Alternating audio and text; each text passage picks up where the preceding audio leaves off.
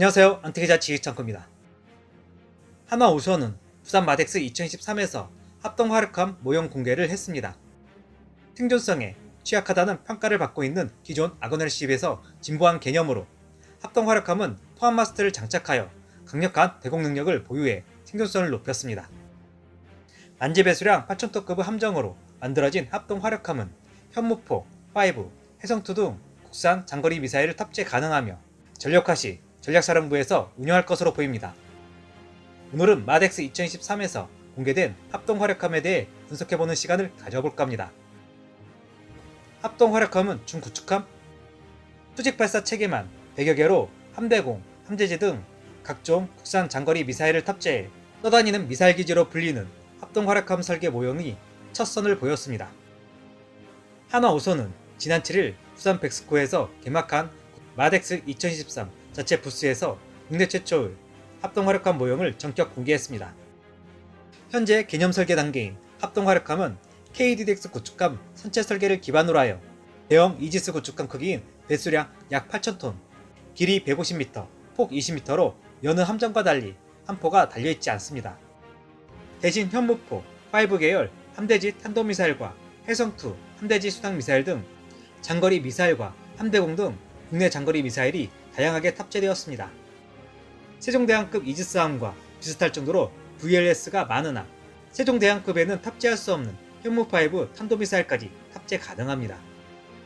방위사업청은 합동 화력함은 장거리 미사일을 다량 탑재해 멀리서도 적을 타격할 수 있는 떠다니는 미사일 기지 개념은 함정이라며 앞으로 선행 연구와 소요 검증 단계를 거쳐 합차 및 중기 소요를 결정할 예정이라고 설명했습니다. 미국은 20세기 말 자유형 무기는 최소한으로 탑재하는 대신 미사일 탑재량을 극대화한 일종의 연기고함인 아스널함 설계를 계획했으나 건조에는 이르지 못했습니다. 이후 아스널함의 스텔스 설계는 주말특급 함정으로 진화했습니다. 국산 합동 화력함은 아스널함과 주말특급 구축함 중간 개념의 중구축함입니다. 모형에서는 차세대 이지스 구축함 KDDX와 유사한 토함마스트가 있습니다. 합동 화력함 개념도에는 없었던 것이고 합동 화력함은 함대지 미사일을 이동해서 플랫폼 선박일 뿐 함대공 방어 능력은 없고 타함정들의 CEC와 함대 방어 안에서 작전을 한다고 했었습니다. 이로 인해서 저렴한 비용과 적은 승조원 수를 이야기했습니다. KDDX 구축함에 들어갈 통합마스트보다 작은 것으로 보아 인적급 배치포에 들어갈 통합마스트에 사면의 고정 A사 레이더를 장착해 강력한 대공 능력을 가질 수 있는 기반을 만들었으며 대신 고정형 소나를 탑재하지는 않았습니다. 합동 화력함은 이지스 시스템에 들어갈 통합마스트를 장착했기 때문에 결코 저렴한 함정이 될 수 없는 구조가 되었습니다. 이지스함과 합동 화력함의 차이점은 이지스함은 방어를 목적으로 만든 함선이라면 합동 화력함은 공격을 위해 만든 함선입니다. 수십 발의 탄도미사일을 일거에 투사할 수 있는 능력이 있어 자체 대공 방어 능력도 보유해 기존의 생존성 논란에서도 어느 정도 자유로울 수 있습니다. 국산함에서는 보기 드물게 함포를 없앴으며 대신 한국형 CIWS 2대가 탑재되었습니다. 함포 대신 다수의 미사일을 탑재할 KVLS를 탑재했습니다. 세 종류의 수직 발사 체계가 적용되었고 한미에는 ICBM급 미사일을 발사할 수 있는 발사대도 장착되어 있습니다. 그중 선수 쪽에 있는 48세의 KVLS는 함포를 대신할 수 있는 수직 발사 함대공, 함대지, 함대함, 함대지 미사일을 장착할 수 있는 것으로 추정합니다. 기존 아스널함과 달리 한국형 이지스 시스템이 탑재되기 때문에 탐지 가능한 순수 함대지 미사일뿐만 아니라 함대공 미사일을 탑재할 수 있다는 장점이 있습니다. 합동 화력함은 장거리 지상 공격 수단에는 탄도미사일이 있는 것뿐만 아니라 해성2와 LSM 해상용도 탑재할 수 있다는 것을 추정할 수 있습니다.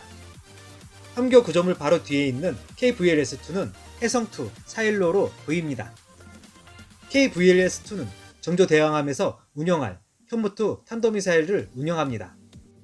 가장 후방의 15셀의 VLS는 탄도미사일 발사대로 보입니다.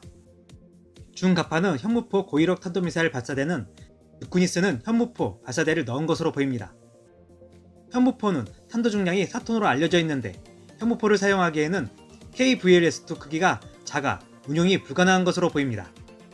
탄도미사일 중 가장 큰 현무5 체계는 크고 고정식 수직 사일로에 넣을 수 없기 때문에 함체 후방 헬기 패드에 별도로 기립형 수직 사일로에 내장시키는 것으로 보입니다. 현무 파이브 길이는 16에서 19m 정도로 추측되며 함내의 수직 발사 장치로 운영할 수 없어 기립 형태로 운영하는 것으로 추정됩니다. 합동 활약한 폭이 20m라고 하니 누워있는 발사대 크기를 추정할 수 있었습니다. 기립형 수직 사일로는 쓰지 않을 때에는 눕혔다가 해당 사일로에 탄도미사일을 사격할 때에만 기립시켜 사용하는 것으로 보입니다. 인도우 구축함에서 이와 같은 방식으로 탄도미사일을 운용하고 있습니다. 특히 기립형 수직 사일로에 눕혀 배치를 하기 때문에 헬기 경납고는 없는 것으로 추정됩니다. 만약 헬기 경납고가 있다면 헬기를 수납하거나 꺼낼 때 눕히는 기립형 사일로를 기립시키는 작업을 먼저 해야 하기 때문에 운용 시 비효율적이며 기립형 사일로의 발사대로 인해 헬기갑판에 착륙하기가 어렵기 때문입니다. 비싸진 합동화력함 대잠 능력을 부여하자 합동화력함에 토함마스트가 추가되면서 KDDX 구축함 비용이 들어가는 함정이 되었습니다. 자체 대공방어 능력까지 확보되었기 때문에 고정형 소나와 견인식 소나를 장착해 대잠 능력까지 부여하는 것이 더 효율적일 것 같습니다. 울산급 배치3 수준의 대잠 능력을 추가한다면 생존선 또한 향상될 수 있으며 독자 작전 능력을 보유하게 될 것입니다.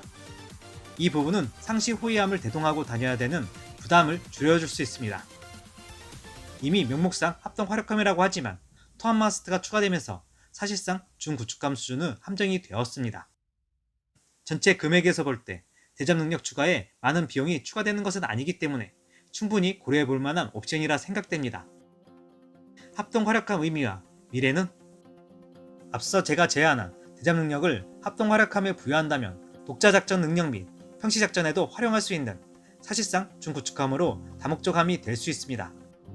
정조대왕급 구축함보다 방어력은 떨어질 수 있으나 일시에 투사할 수 있는 화력은 이를 뛰어넘습니다. 이번에 공개된 KDDX 구축함이 예상보다 적은 48셀만 탑재하는 것으로 보아 약화되고 있는 화력을 합동 화력함이 보충할 수 있습니다.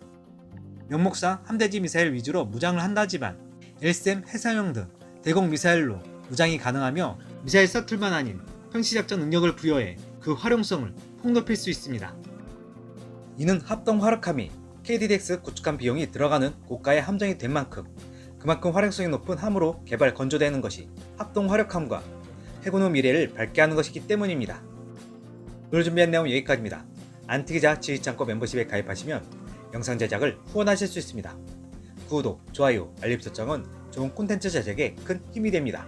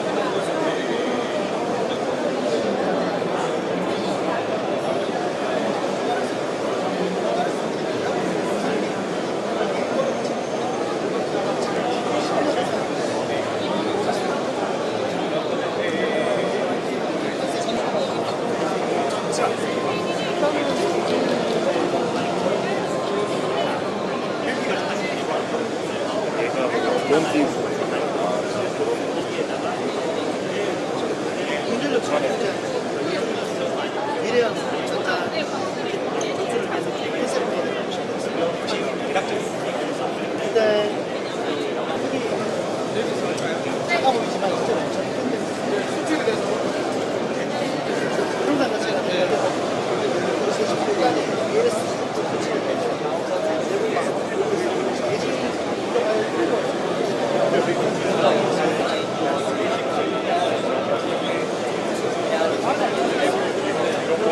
사실 감정 분야만 아직 그렇게 주목을 못 받고 있습니다. 실제로 HD 문제 중에서 지금까지 14개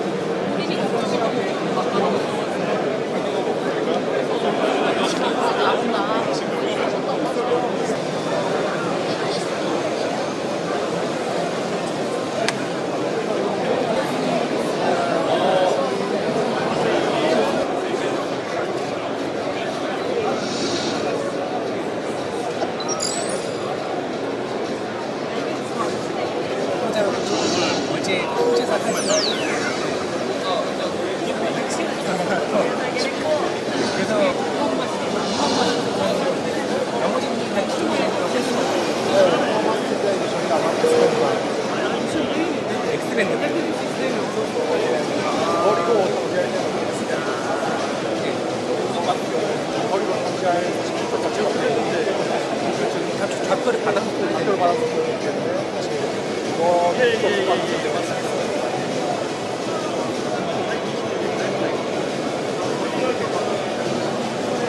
운영할 때는 합참에서 이렇게 지원을 많이 해야 됐습니다. 합참 이런 얘기에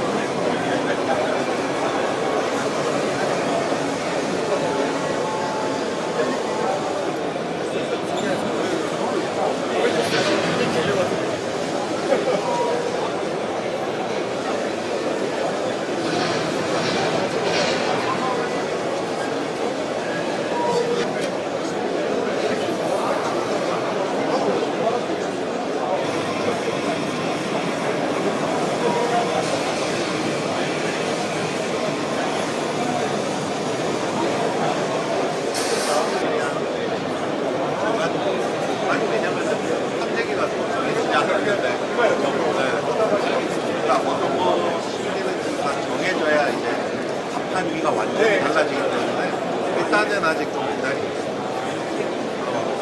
그래서 트레이닝을 워낙 빠르는 편이라서 신경 가지고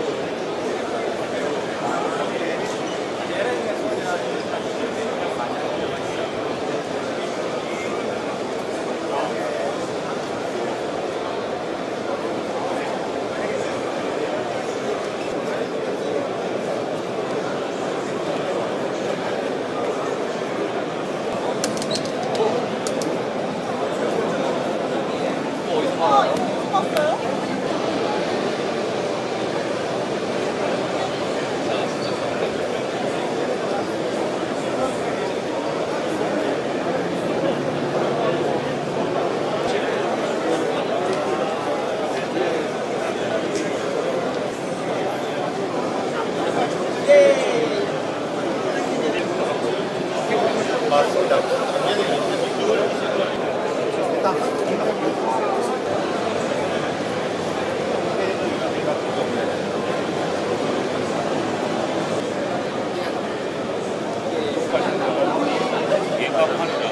맞습니다.